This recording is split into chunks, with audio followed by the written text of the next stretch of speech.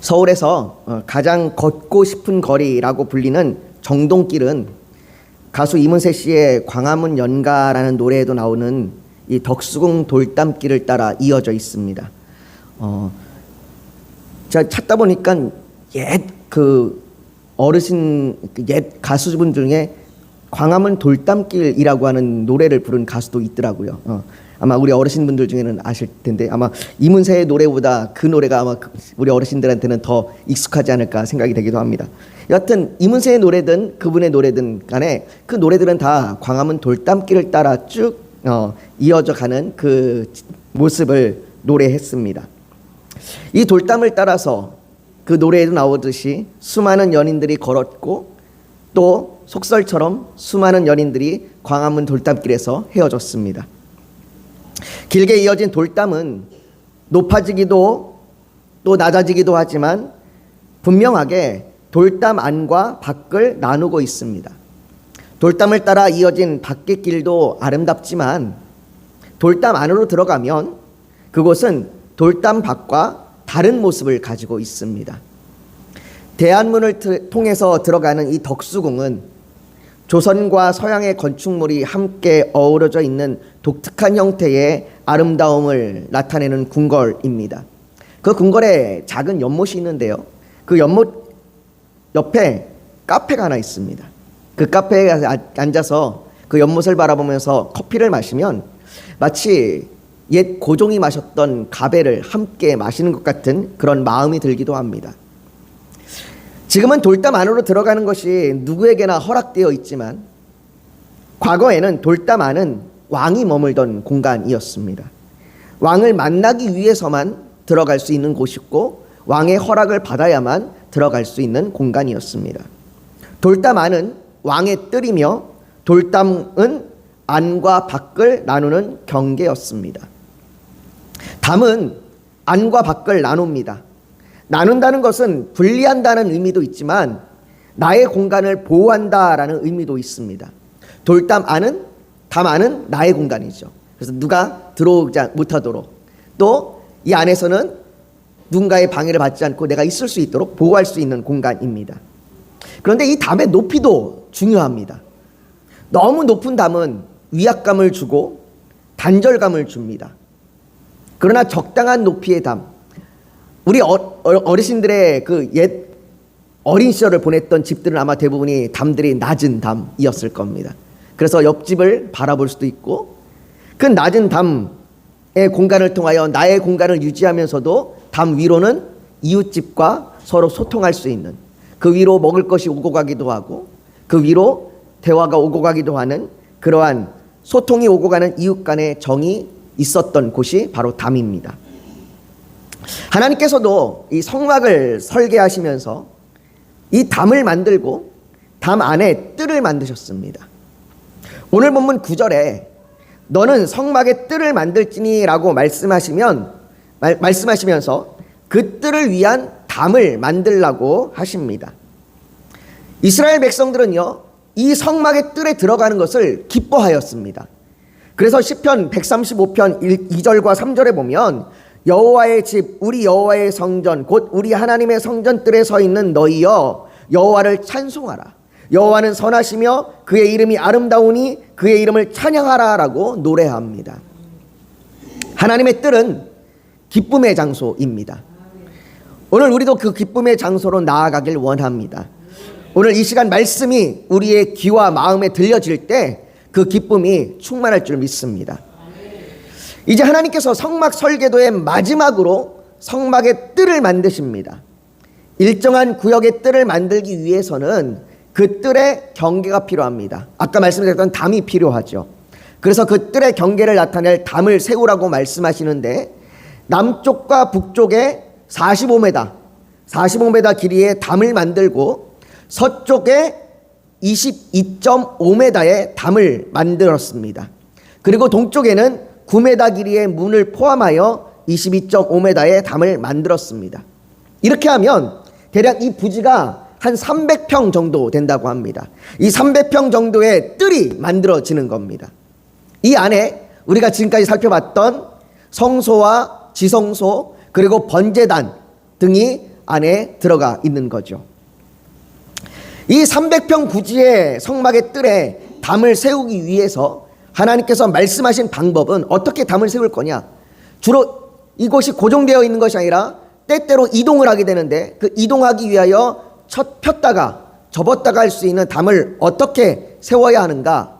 하나님께서 말씀하시기를 9절과 10절에 너는 성막의 뜰을 만들지니 남쪽을 향하여 뜰 남쪽에 너비가 100규빗의 세마포 휘장을 쳐서 그 한쪽을 당하게 할지니 그 기둥이 수물이며 그 받침 수물은 노수로 하고 그 기둥의 갈고리와 가름대는 은으로 할지며라고 세마포 휘장을 치고 그 휘장이 바람에 펄럭이지 않도록 20개의 단단한 기둥을 세우고 줄로 고정하였습니다. 우리가 아까 그림에서 봤던 것처럼 이런 식으로 기둥을 세우고 줄로 단단하게 묶어 매는 겁니다. 그래서 바람이 불어도 흔들리지 않도록 이동할 때는 저 줄을 풀고 기둥을 정리하고 세마포를 걷어서 모아갖고 이동할 수 있도록 그렇게 한 것이죠. 그렇게 남쪽과 북쪽에 그리고 절반 크기로 서쪽에 세웠습니다. 동쪽에는 16절에 보니까 뜰을 위하여는 청색, 자색, 홍색 실과 가늘게 꼰 배실로 수 놓아 짠 20규빗의 휘장이 있게 할지니라고 휘장으로 문을 만드셨습니다. 휘장으로 문을 만들어서 나머지 다른 담과 같은 방식으로 세웠습니다. 그래서 우리가 그림에도 보는 것처럼 이 동쪽 끝에는 여기 특별하게 다른 문을 만들어 놓으신 겁니다. 그렇다면 왜 하나님께서는 성막에 담을 세우고 뜰을 만들게 하셨을까요? 우리가 앞에서 담은 안과 밖을 나눈다는 것은 분리하고 보호한다라는 의미라고 이야기했던 것처럼 하나님께서도 마찬가지입니다. 거룩하신 하나님께서 임재하실 때에 거룩하지 못한 죄인이 하나님께 가까이 하여 죽지 않도록 분리하고 보호하시는 것입니다. 이것은 하나님께서 시내산에 임재하실 때도 이미 보여주셨습니다. 출애굽기 12장 22절인데요. 우리 같이 한번 읽어볼까요? 같이 읽습니다. 시작. 너는 백성을 위하여 주의 경계를 정하고 이르기를 너희는 삼가 산에 오르거나 그 경계를 침범하지 말지니 산을 침범하는 자는 반드시 죽임을 당할 것이라. 하나님께서 시내산에 임재하셨을 때도 너희가 이 경계로 넘어오지 마라. 경계로 넘어오면 너희가 죽임을 당할 거다. 너희가 거룩하지 못하기 때문에 거룩하신 나의 앞에 너희가 함부로 넘어오면 죽을 수밖에 없다라고 이야기하고 있습니다. 그렇습니다. 죄인인 우리가 하나님 앞에 나아가면 우리는 죄로 인하여 심판받는 것이 당연하고 마땅합니다. 근데 여러분, 사실 하나님께서 임재하시지 않는 곳이 어디 있겠습니까?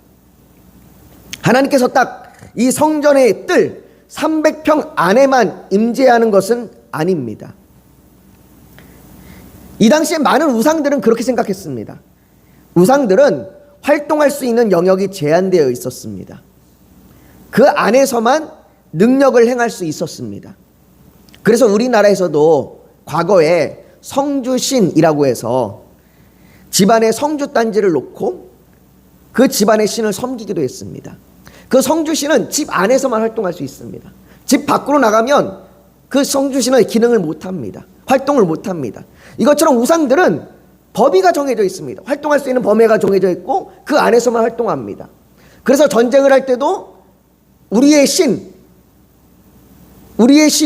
우리와 함께 싸우자라고 해서 그 신을 모시고 나가기도 했습니다.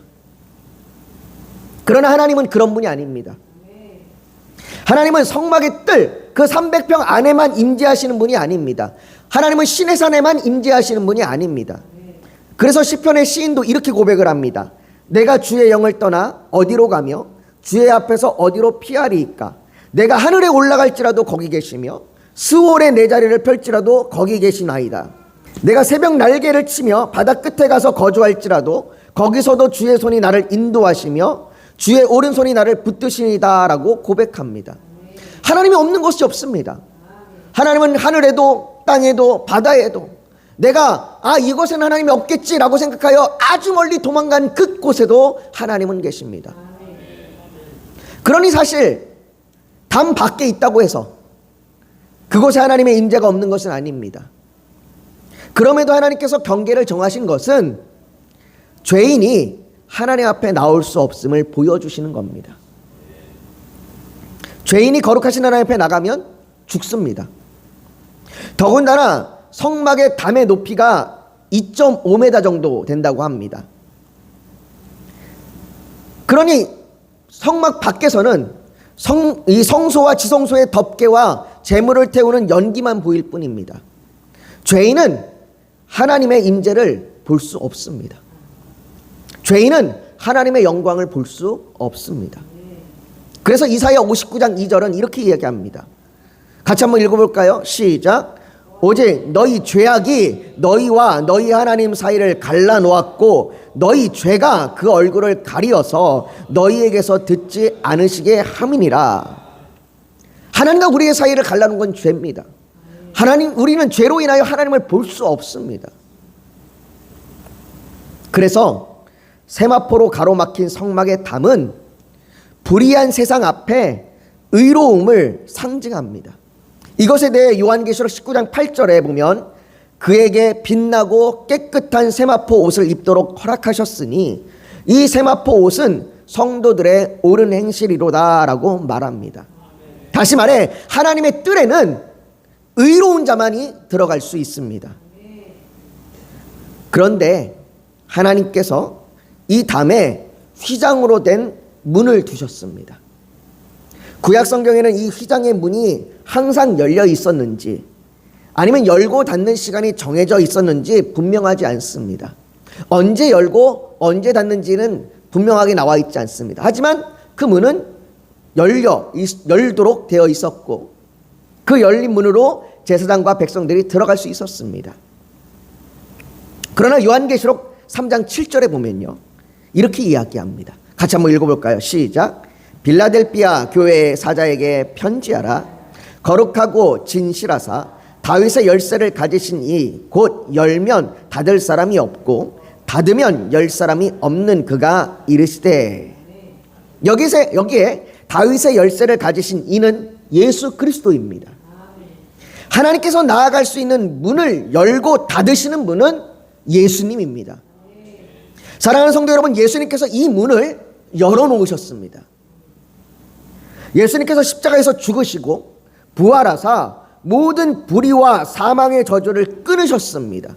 그래서 담 밖에 있어야 할 죄인들이 이제는 예수님 그리스도께서 열어놓으신 그 열린 문으로 들어올 수 있습니다.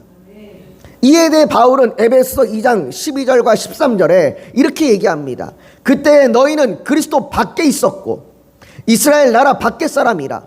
약속의 언약들에 대하여는 외인이요 세상에서 소망이 없고 하나님도 없는 자이더니 이제는 전에 멀리 있던 너희가 그리스도 예수 안에서 그리스도의 피로 가까워졌느니라. 사랑하는 성도 여러분, 예수님께서 원수된 것을 십자가로 소멸하셨습니다. 그러므로 이제부터 너희는 외인도 아니요 나그네도 아니요 오직 성도들과 동일한 시민이요 하나님의 권속이라. 이것이 하나님께서 하나님의 뜰로 부르시는 우리를 향한 초청입니다. 이 하나님의 초청은 성막의 문이 9m나 되듯이, 이 성막의 동쪽에 있는 문이 9m가 되는데요, 그 9m나 되듯이 아주 크고 넓은 하나님의 자비입니다. 그렇기에 시편 100편에 보면 시인이 4절에 이렇게 고백합니다. 같이 읽어볼까요? 시작. 감사함으로 그의 문에 들어가며 찬송함으로 그의 궁전에 들어가서 그에게 감사하며 그의 이름을 송축할지어다. 그의 궁전의 문에 들어갈 때, 그 문에 들어갈 때에 기뻐하며 찬양하는 겁니다. 더욱이 시편 84편 10절에서는요 이렇게 고백합니다. 같이 읽어볼까요? 시작. 주의 궁전에서의 한날이 다른 곳에서의 첫날보단 나은즉 악인의 장막에 사는 것보다 내 하나님의 성전 문지기로 있는 것이 좋사오니. 사랑하는 성도 여러분, 오늘 우리에게 이런 기쁨이 있습니까? 우리에게는 이런 기쁨이 필요합니다. 한국 웃음연구소라고 하는 곳이 있는데요. 그 한국웃음연구소에 의하면 우리나라 사람들이 하루에 웃는 시간이 1분이 안 된다고 합니다. 하루에 웃는 시간을 다 모아도 1분이 안 된대요. 우리가 80년을 산다고 했을 때, 물론 80년을 더 사시는 분도 계실 거고 80년을 못 사시는 분들도 계시겠지만 평균적으로 80년을 산다고 했을 때 웃는 시간이 다 합치면 고작 20일이랍니다. 20일밖에 되지 않는답니다. 평생 우리가 일하는 시간을 다 합치면 26년입니다. 잠자는 시간을 다 모으면 22년입니다. 근심 걱정하는 시간을 모으면 6년 7개월입니다. 여러분들이 화장실을 사용하는 시간만 모아도 3년 반입니다. 여러분들은 평생 3년 반을 화장실에 계십니다. 그런데 그에 비해서 웃는 시간은 20일밖에 되지 않습니다. 너무나 짧은 시간입니다. 그만큼 사람들에게 웃을 일이, 기뻐할 일이 별로 없습니다. 그런데 성경은 그의 문에 들어가는 자들에게 기쁨이 있다고 말합니다. 그 기쁨이 얼마나 큰지 내가 다른 곳에서 첫날을 지내는 것보다 내가 성전 문지기로 하루를 있는 게 더 좋다라고 고백할 정도입니다. 아마 어떤 분들은 나도 예수님을 믿는데 그래도 나도 예수님 믿는데 왜 난 기쁨을 누리지 못할까? 성경에서는 기뻐하라고 얘기하는데 항상 기뻐하라고 얘기하는데 왜 난 기뻐하지 않고 왜 내 인생을 이렇게 우울할까? 아마 그렇게 의문이 드시는 분도 계실 겁니다. 왜 교회에 와서 예배를 드리고 찬양을 불러도 기쁘지도 않고 멀뚱멀뚱 눈만 깜빡깜빡거리고 생각은 저기 멀리 가 있는 거 왜 나는 이렇게 보내고 있을까 하고 생각이 드실 분도 있으실 겁니다. 심지어 야고보서에 보면요, 야고보 사도는 이렇게 얘기합니다. 내 형제들아, 너희가 여러 가지 시험을 당하거든 온전히 기쁘게 여기라. 아니 하물며 시험을 당할 때도 기쁘게 여기라고 얘기하는데 내가 어려움을 당하고 시험을 당해도 기쁘게 여기라고 얘기하라고 말하는데 도대체 나의 그 기쁨은 어디가 있는가? 왜 나는 기쁨으로 나아오지 못하고 기쁨으로 살아가지 못하는가? 존 파이퍼 목사님이라고 하는 분이 계시는데 그 목사님이 최고의 기쁨을 맛보라라고 하는 책에서 이렇게 썼습니다. 인간의 가장 큰 문제는 우리가 너무 쉽게 만족해 버린다는 점입니다. 우리는 굳은 결의와 뜨거운 열정으로 우리가 마땅히 추구해야 할 기쁨을 구한 적이 없습니다. 그래놓고는 무한한 기쁨을 누리는 대신 욕망의 진흙파이에 만족해 버립니다 라고 말합니다. 결혼하는 신부가 결혼식에서 신랑과 함께 있기를 기뻐하기보다 피로연에 나온 스테이크 먹을 생각에 기뻐한다면 그 신부는 진짜 기쁨을, 진짜 자신이 무엇에 기뻐해야 할지를 모르고 있는 아주 불쌍한 사람입니다. 그런데 우리의 신앙생활이 마치 그렇답니다. 우리가 하나님으로 인하여 기뻐하고 하나님으로 인하여 만족해야 하는 그 너무나 큰 기쁨과 만족을 우리는 구하지 않고 우리는 세상의 기쁨을 구합니다. 하나님 내게 이걸 주십시오. 내가 이걸 얻길 원합니다. 하나님 이런 문제가 해결되길 원합니다. 그럼 내가 좀 나을 것 같습니다. 라고 하는 세상의 기쁨에 그 진흙파이에 만족해야 한다는 겁니다.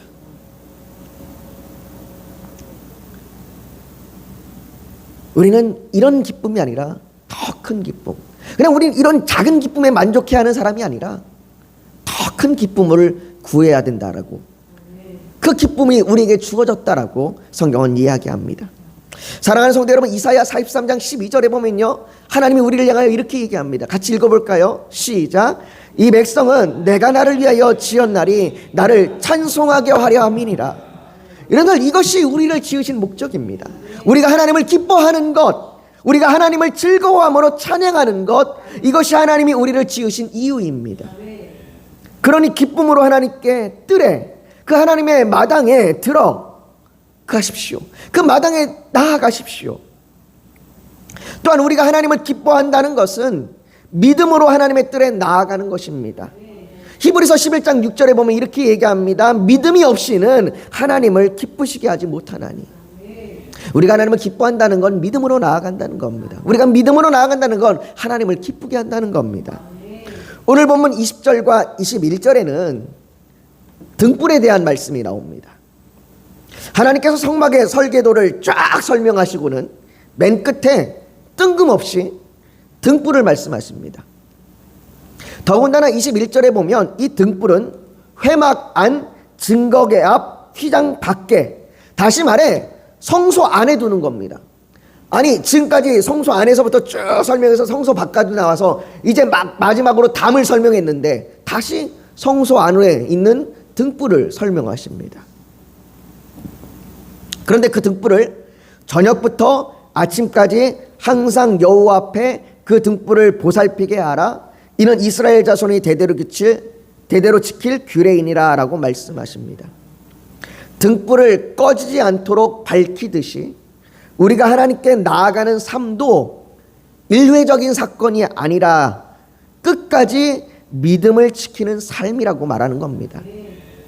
그래서 예수님은 마태복음 25장에 열처녀의 비유를 말씀하셨습니다. 이 열처녀는 늦은 밤 신랑을 맞이하러 등불을 들고 나갔습니다. 그중 5 처녀는 계속 등불을 밝히기 위해 여분의 기름을 준비해서 갔고 나머지 5 처녀는 그냥 갔습니다.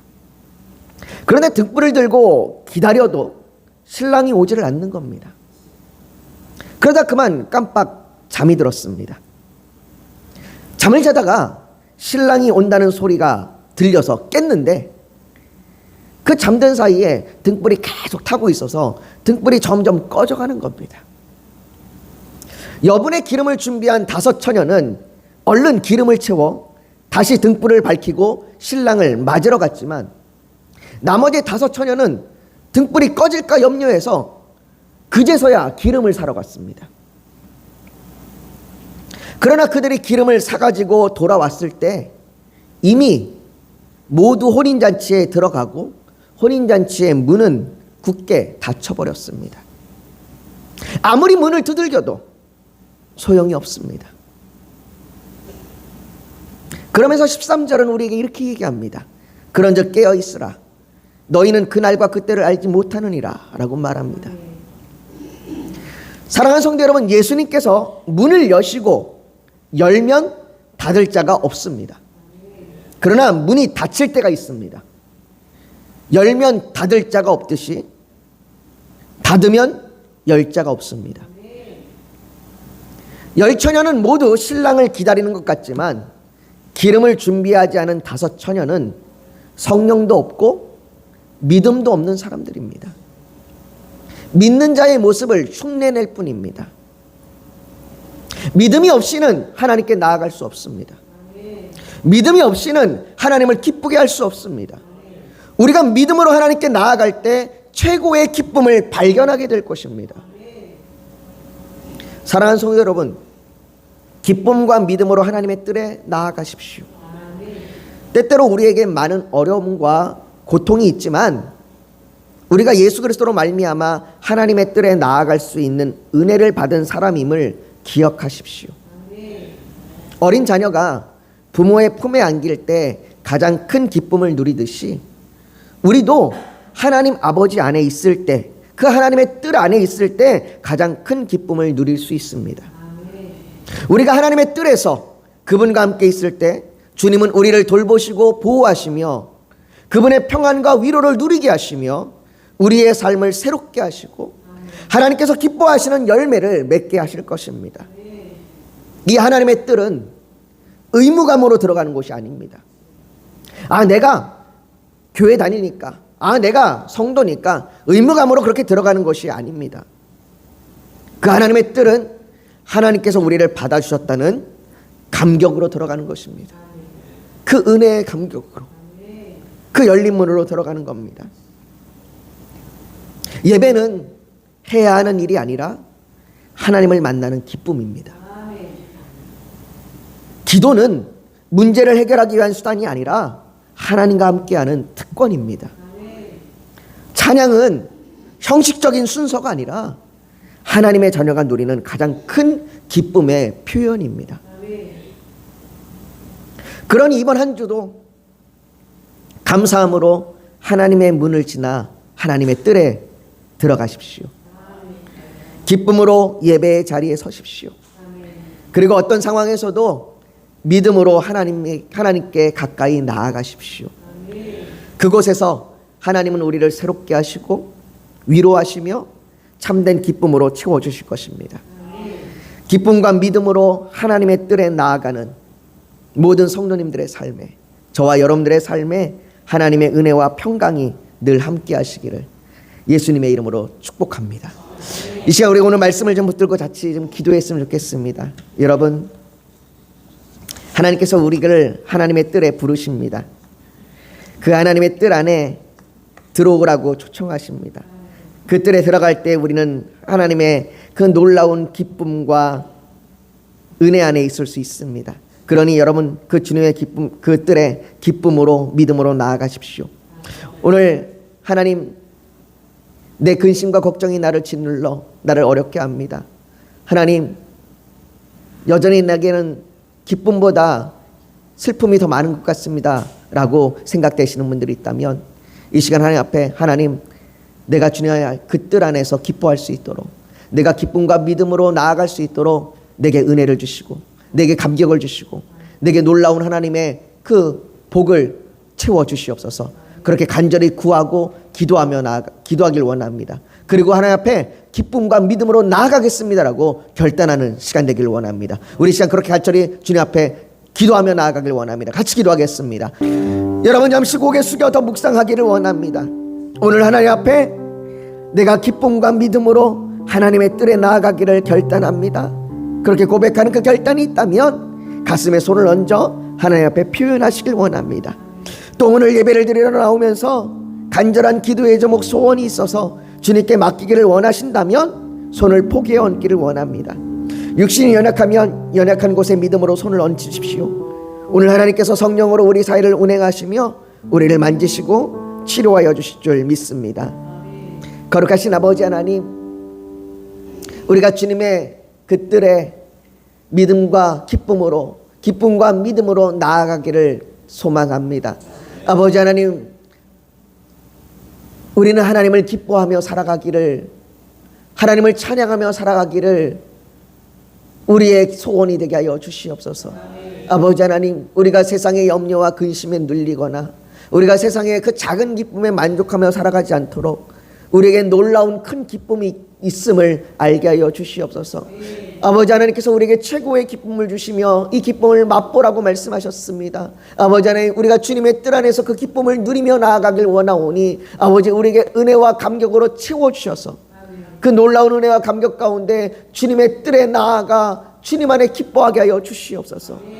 아버지 하나님, 우리가 이렇게 기쁨과 믿음으로 나아가기를 결단하였사오니 이 결단을 주께서 붙들어 주셔서 우리가 아버지 세상에 살아갈 때에 이 결단이 흔들리지 아니하도록 성령님 우리 안에서 계속해서 생각나게 하여 주시고 힘을 주시고 인도하여 주시옵소서. 또한 우리의 간절한 기도 제목이 있습니다. 아버지, 우리가 세상을 살아가는데 여러 가지 어려움이 있고 고난이 있고 힘듦이 있어 주님께 도와달라고 간절히 구하는 기도의 제목들이 있습니다. 아버지 하나님, 우리를 도와주셔서 우리의 그 삶에서 그 어떤 어려움이 있든지 하나님의 살아계심과 하나님의 인도하심을 발견하게 하여 주시옵소서. 어쩌면 지금 힘들니 우리에게 유익이 됨을 우리가 깨달아 할 수 있도록 우리에게 은혜를 베풀어 주시옵소서. 아버지 하나님, 또한 우리의 질병이 있습니다. 우리의 마음의 상처가 있습니다. 주님 위로하여 주시고 치료하여 주시옵소서. 주님의 그 피 묻은 손으로 어루만져 주셔서 모든 질병이 낫게 하여 주시옵소서. 모든 것 주 앞에 올려드리며 예수님의 이름으로 기도하옵나이다. 아멘.